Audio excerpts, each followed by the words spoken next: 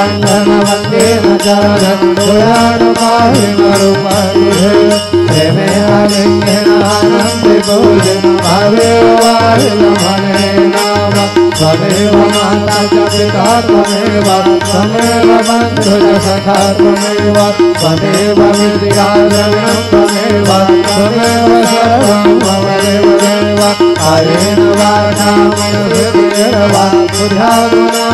प्रकृति स्वभावात् करोमि यज्ञं सकलं परस्मै नारायणाय समर्पयामि अजुतं केशवं रामनारायणं कृष्णदामोदरं वासुदेवं